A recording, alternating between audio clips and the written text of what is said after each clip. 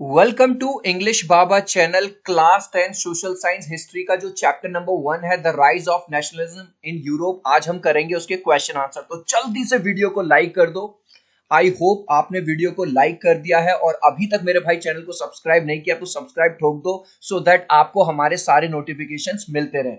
Children, question number 1 है write a note on Giuseppe Mazzini. Giuseppe Mazzini पे आपको एक नोट लिखना है। जब भी सोशल साइंस की बात होती है बच्चे को बहुत डर लगता है क्योंकि स्कूल में 3-3 पेज के क्वेश्चन लिखवा दिए जाते हैं। अब देखो मैं आपको कैसे समझाऊंगा। अगर आपको इमेजेस के थ्रू समझाऊं तो आपको बहुत मजा आएगा। अगर आपको ये वाली इमेज देखो तो ये पीएम मोदी जी की है जो कि इंडियन पॉलिटिकल लीडर है। ऐसे ही गिस्सिपी मजानी की बात करूं तो ये इटालियन पॉलिटिकल लीडर थे। तो मेरे भाई आपका जो पहला पॉइंट हो गया वो आपको याद करा दिया मैंने।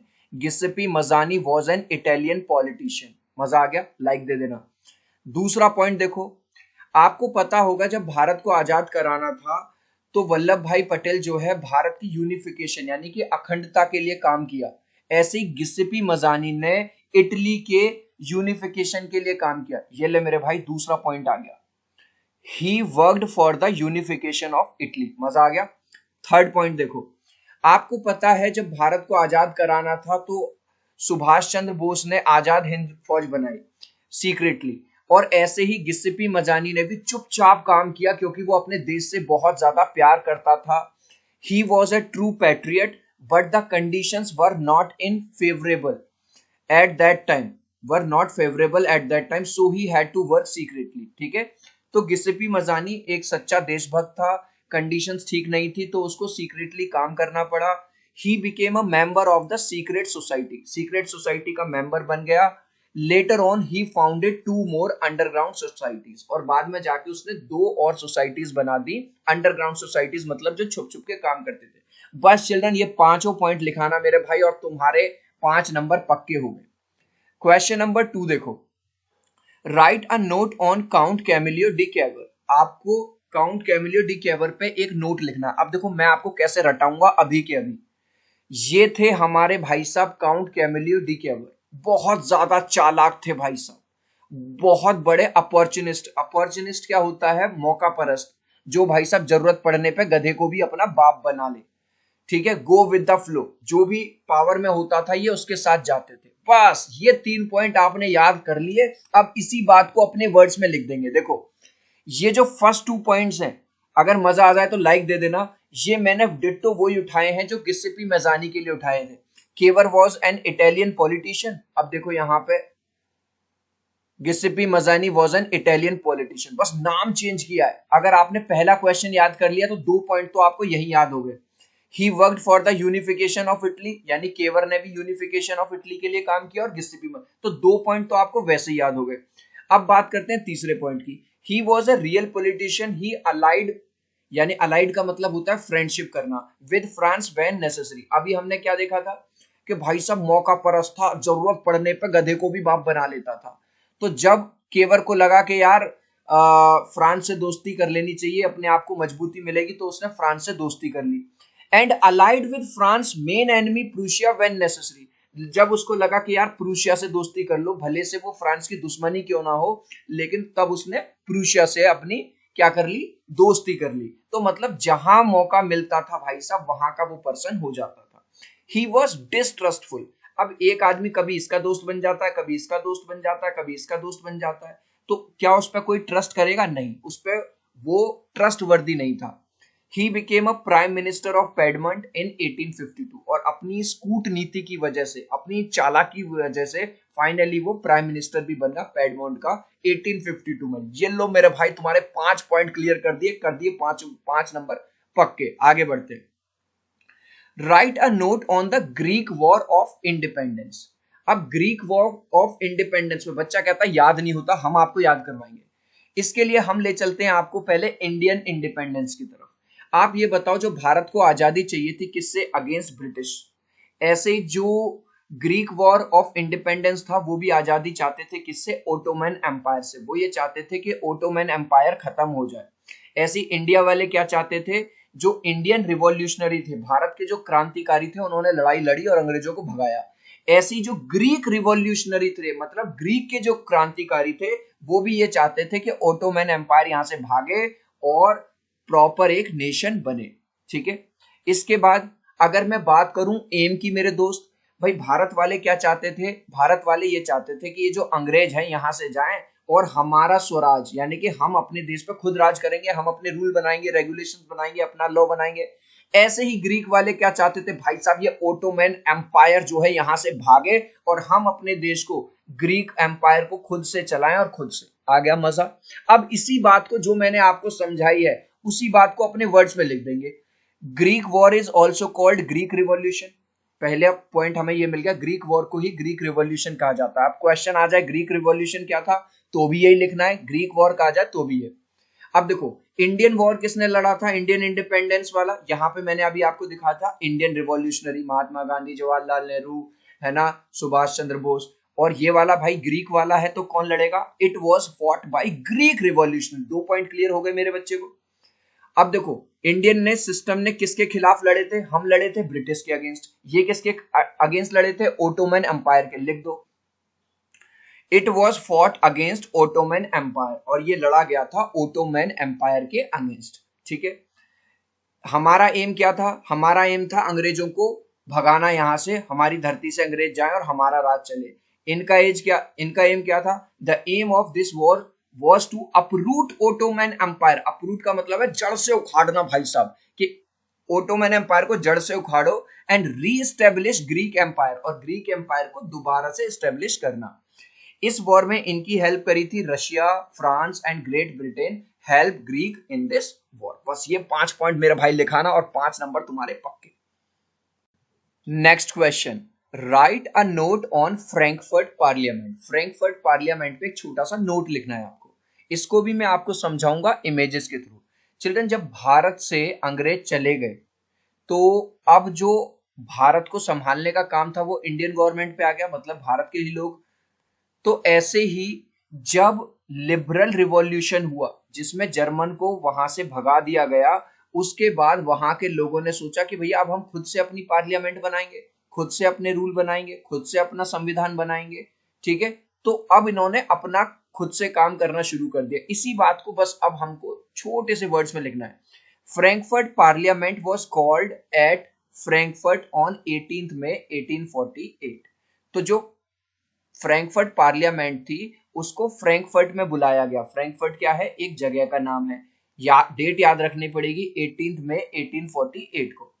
This parliament was set up as a result of liberal revolution, क्योंकि लिबरल रिवॉल्यूशन हुआ था, क्रांति हुई थी, लड़ाई हुई थी। जब जर्मन्स को वहां से भगा दिया गया, उसके बाद जैसे अंग्रेजों को भगा दिया गया भारत से, उसके बाद कॉन्स्टिट्यूशन ऑफ इंडिया आया, उसी के बाद ये लिबरल जो रिवॉल्यूशन हुई, उसके बाद Frankfurt parliament. Its purpose was to plan the unification of Italy, और इसका पर्पस था इटली का पूरी तरह से यूनिफिकेशन किया जाए, अखंडता, मतलब पूरी तरह से एक इटली, एक नेशन बनाया जाए। जैसे हम क्या चाहते थे कि पूरी तरह से कानून का राज हो भारत में, इंडियन, ठीक है, इंडियन लॉ हो, चाहे सलमान खान हो, चाहे शाहरुख खान हो, या फिर कोई आम आदमी हो, सबके लिए कानून बराबर हो। तो ये जो पार्लियामेंट बनी ये भी इटली की यूनिफिकेशन के लिए थी। ठीक है, बस। Next, the role of women in national struggles. जो नेशनल स्ट्रगल थे उसमें विमेन, औरतों का क्या रोल था? चिल्ड्रन, इसको भी सबसे पहले हम समझेंगे इमेजेस से। सबसे ज्यादा एक तो औरतों ने अब आवाज उठाना शुरू कर दी और उन्होंने फायदा उठाया इस बात का कि वहां पे कोई भी पीस नहीं थी। अनरेस्ट का मतलब चल रहा भाई साहब लड़ाई झगड़ा हिंसा, ये सब चल रहा था।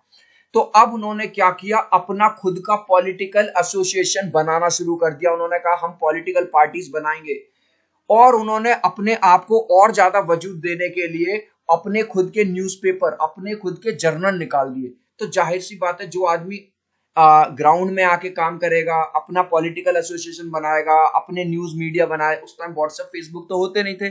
तो इस तरह से जो स्ट्रगल है उसमें बहुत ज्यादा मदद मिली। अब इसी बात को अब हम अपने वर्ड्स में लिख देंगे। Women started demanding their own rights. जो औरतें थी उन्होंने अपने अपने राइट्स मांगने शुरू कर दिया कि भाई हम क्या किसी से कम है, हमें हमारे अधिकार दो।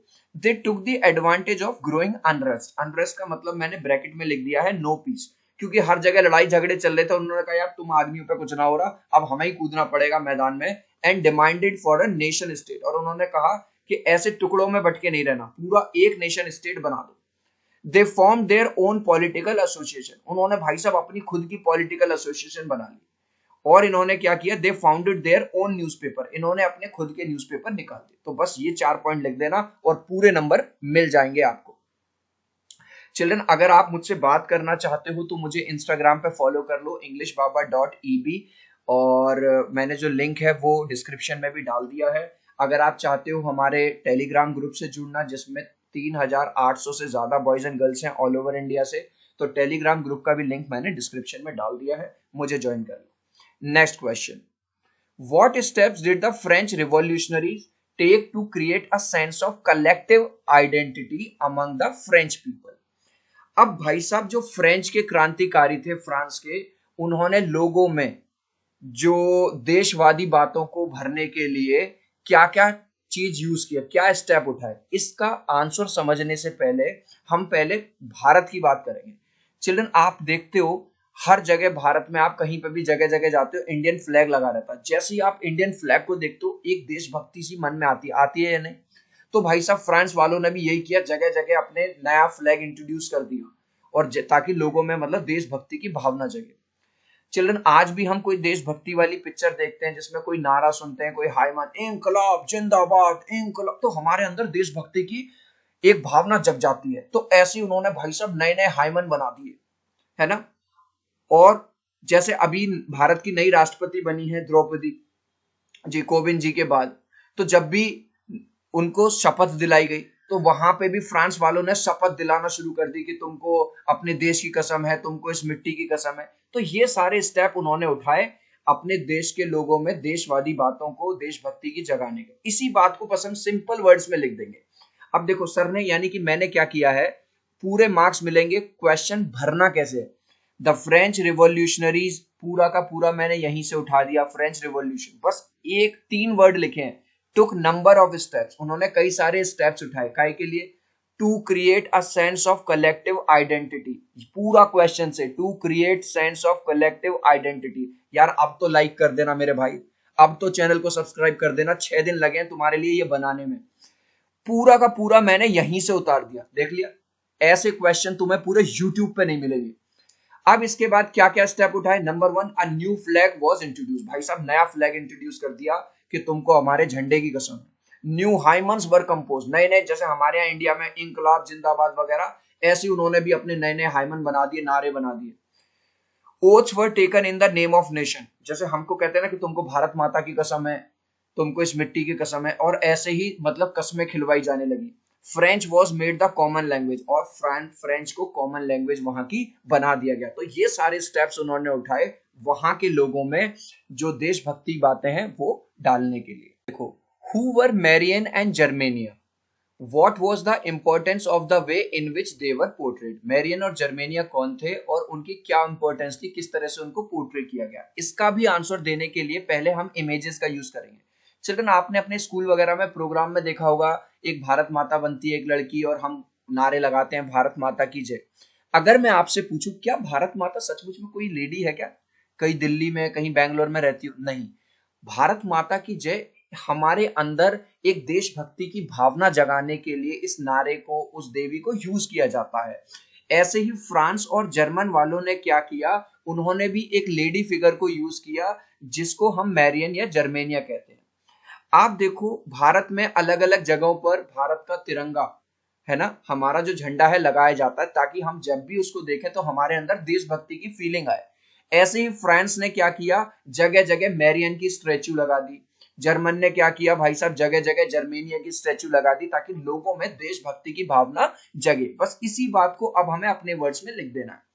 Marrion and Germania were the female form, देख रहे हो फीमेल फॉर्म है, फीमेल स्टैचू है, that was chosen to personify the nation, वो बस नेशन को बिलोंग पर्सोनिफाई कर रही है, रिप्रेजेंट कर रही है। बट ठीक है, इन फ्रांस, सॉरी यहां आएगा in France and German respectively. तो यानी कि अगर मैं बात करूं तो फ्रांस में क्या थी, फ्रांस में थी मैरियन और जर्मन में थी Germania. They were portrayed in this way to awaken the feelings of nationalism and unity in people. उनको जगह जगह चौराहों पे, सड़कों पे, म्यूजियम्स में, पार्क्स में लगाया गया ताकि लोगों के अंदर एक फीलिंग जागृत हो। किसके लिए? यूनिटी के लिए, एकता के लिए। Next question, briefly trace the process of German unification. कैसे हुआ? देखो इसको भी हम समझेंगे इमेजेस के थ्रू। जब भारत में अंग्रेज आए तो हम क्या चाहते थे कि भाई अंग्रेज जाए यहाँ से, हमने आंदोलन चलाए तरह तरह के, भारत छोड़ो आंदोलन। ऐसे ही जर्मन में क्या चल रहा था? मोनार्की रूल चल रहा था। जो राजा वगैरह थे वो बस ये चाहते थे कि हमारी चलती रहे, हमारे हमारे हिसाब से रूल बनते रहे, वही बढ़िया है। जो बड़े बड़े लैंड ओनर्स थे जिनके पास ज्यादा जमीन थी वो चाहते थे कि बस हमारी ही सल्तनत चलती रहे। लेकिन अब फाइनली लोगों में जब देशभक्ति की भावना जगी तो उन्होंने कहा नहीं यार ऐसे काम नहीं चलेगा, अब हमें जर्मन को यूनिफाइड करना होगा, मतलब एक नेशन बनाना होगा। इसके लिए बार बार लड़ाई हुई और फाइनल जाके जर्मनी यूनिफाइड हुआ। कैसे?